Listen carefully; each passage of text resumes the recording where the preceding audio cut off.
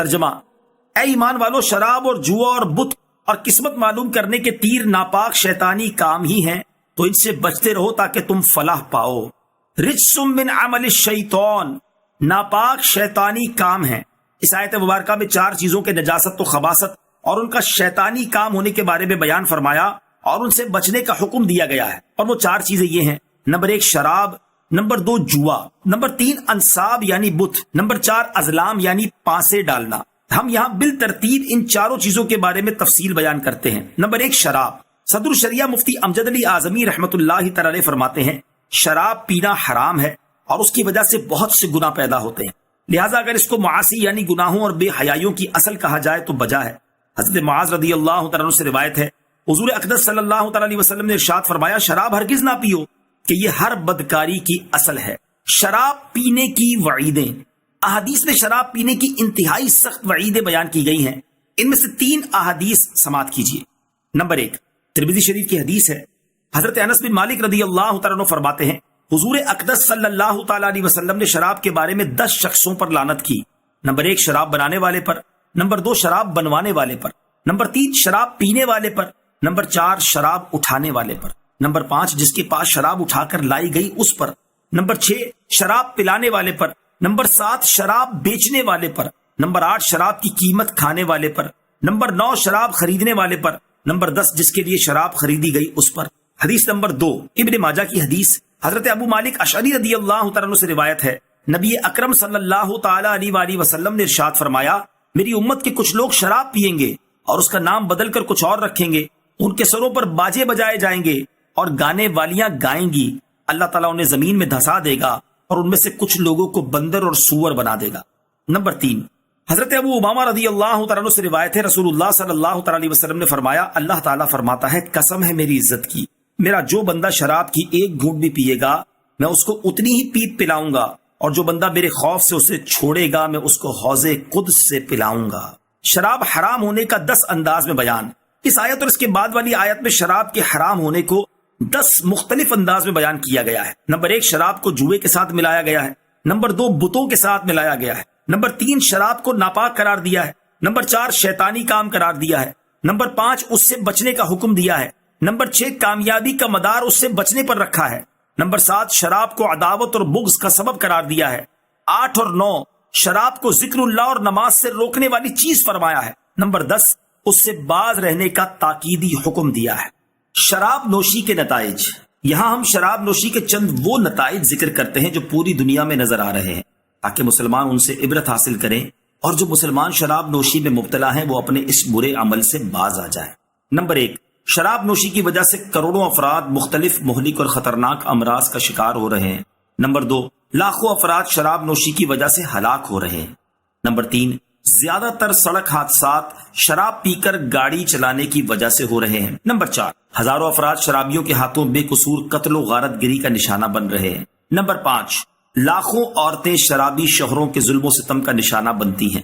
Number 6 لاکھوں عورتیں شرابی مردوں کی طرف سے جنسی حملوں کا شکار ہو رہی ہیں۔ نمبر 7 والدین کی شراب نوشی کی وجہ سے زندگی کی توانائیوں سے عاری اور مختلف امراض میں مبتلا بچے پیدا ہو رہے ہیں۔ نمبر 8 لاکھوں بچے شرابی والدین کی وجہ سے یتیمی اور اسیری کی زندگی بسر کرنے پر مجبور ہیں۔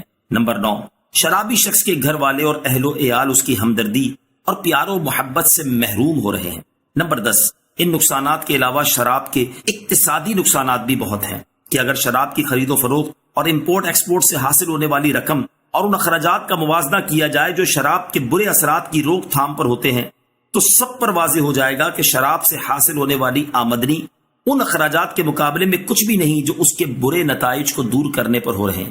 مثال کے طور پر شراب نوشی کی وجہ سے ہونے والی نفسیاتی اور دیگر بیماریوں کے علاج، نشے کی حالت میں ڈرائیونگ سے ہونے والے حادثات، پولیس کی گرفتاریاں اور زحمتیں، شرابیوں کی اولاد کے لیے پرورش گاہیں اور ہسپتال، شراب سے متعلقہ جرائم کے لیے عدالتوں کی مصروفیات، شرابیوں کے لیے قید خانے وغیرہ امور پر ہونے والے اخراجات دیکھے جائیں تو یہ شراب سے حاصل ہونے والی آمدنی سے کہیں زیادہ نظر آئیں گے۔ اور اس کے علاوہ کچھ نقصانات تو ایسے ہیں کہ جن کا موازنہ مال و دولت سے کیا ہی نہیں جا سکتا، جیسے پاک نسلوں کی تباہی، سستی، بے راہ روی، ثقافت و تمدن کی پسماندگی، احساسات کی موت، گھروں کی تباہی، آرزوؤں کی بربادی، اور صاحبان فکر افراد کی دماغی صلاحیتوں کا نقصان، یہ وہ نقصانات ہیں جن کی تلافی روپے پیسے سے کسی صورت ممکن ہی نہیں۔ اللہ تعالیٰ مسلمانوں کو عقل سلیم اور ہدایت عطا فرمائے اور شراب نوشی کی آفت بد سے نجات عطا فرمائے۔ نمبر 2، جوا۔ اعلیٰ حضرت امام احمد رضا خان علیہ رحمت الرحمان فرماتے ہیں جوئے کا روپیہ قطعی حرام ہے۔ جوئے کی مذمت میں 2 احادیث میں جوئے کی شدید مذمت بیان کی گئی ہے۔ چنانچہ جوئے کے کھیل کے بارے میں حضرت بریدہ رضی اللہ تعالیٰ عنہ سے روایت ہے، رسول اللہ صلی اللہ تعالیٰ علیہ وسلم نے ارشاد فرمایا، جس نے نرد شیر یعنی جوئے کا ایک کھیل کھیلا تو گویا اس نے اپنا ہاتھ خنزیر کے گوشت اور خون میں ڈبو دیا۔ اور حضرت ابو عبد الرحمن ختمی رضی اللہ تعالیٰ عنہ سے روایت ہے، حضور اقدس صلی اللہ تعالیٰ علیہ وسلم نے ارشاد فرمایا، جو شخص نرد کھیلتا ہے پھر نماز پڑھنے اٹھتا ہے، اس کی مثال اس شخص کی طرح ہے جو پیپ اور سور کے خون سے وضو کر کے نماز پڑھنے کھڑا ہوتا ہے۔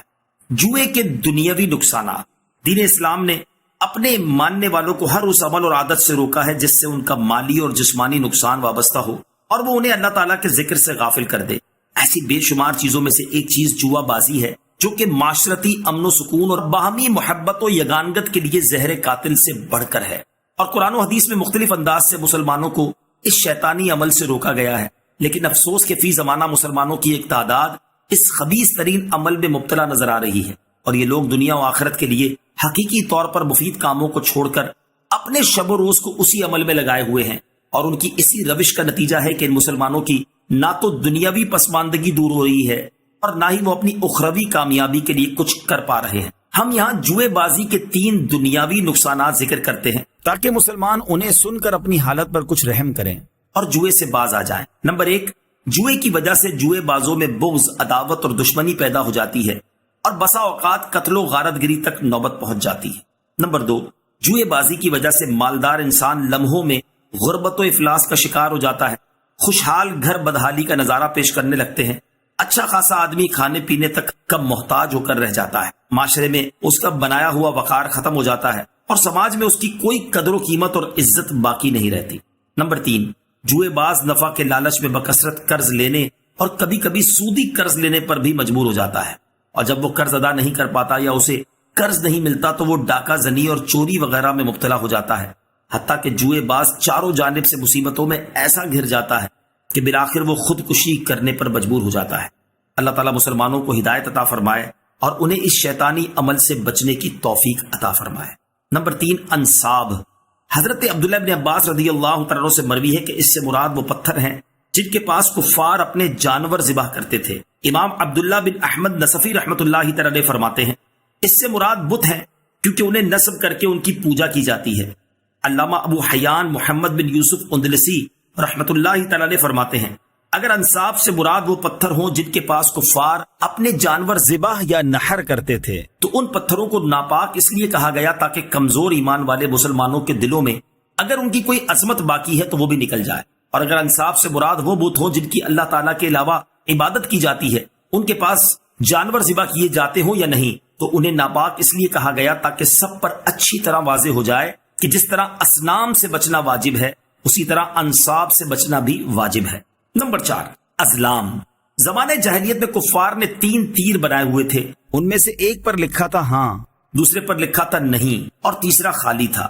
وہ لوگ ان تیروں کی بہت تعظیم کرتے تھے اور یہ تیر کاہنوں کے پاس ہوتے اور کعبہ معظمہ میں کفار قریش کے پاس ہوتے تھے۔ جب انہیں کوئی سفر یا اہم کام درپیش ہوتا تو وہ ان تیروں سے پانسے ڈالتے اور جو ان پر لکھا ہوتا اس کے مطابق عمل کرتے تھے۔ پرندوں سے اور وحشی جانوروں سے برا شگون لینا اور کتابوں سے فال نکالنا وغیرہ بھی اسی میں داخل ہے۔ کاہنوں اور نجومیوں کے پاس جانے کی مذمت۔ احادیث میں کاہنوں اور نجومیوں کے پاس جانے کی شدید مذمت بیان کی گئی ہے۔ ان میں سے 3 احادیث سماعت کیجیے۔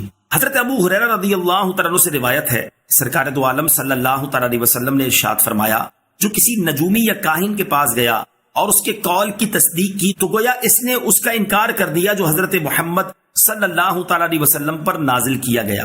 نمبر 2، حضرت واصلہ بن اسقا رضی اللہ تعالیٰ عنہ سے مروی ہے، سرور عالم صلی اللہ تعالیٰ علیہ وسلم نے ارشاد فرمایا، جو کاہن کے پاس آیا اور اس سے کسی چیز کے بارے میں پوچھا تو 40 راتوں تک اس کی توبہ روک دی جاتی ہے، اور اگر اس نے اس کی تصدیق کی تو کفر کیا۔ نمبر 3، حضرت قبیصہ رضی اللہ تعالیٰ عنہ سے روایت ہے، نبی کریم صلی اللہ تعالی علیہ وسلم نے ارشاد فرمایا، خط کھینچنا، فال نکالنا اور پرندے اڑا کر شگون لینا جبت یعنی شیطانی کاموں میں سے ہے۔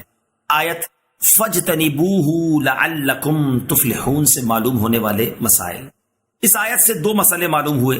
نمبر ایک، صرف نیک اعمال کرنے سے کامیابی حاصل نہیں ہوتی بلکہ برے اعمال سے بچنا بھی ضروری ہے۔ یہ دونوں تقویٰ کے دو پر ہیں، پرندہ ایک پر سے نہیں اڑتا۔ نمبر دو، نیکیاں کرنا اور برائیوں سے بچنا دنیا اور دکھلاوے کے لیے نہ ہونا چاہیے بلکہ کامیابی حاصل کرنے کے لیے ہونا چاہیے۔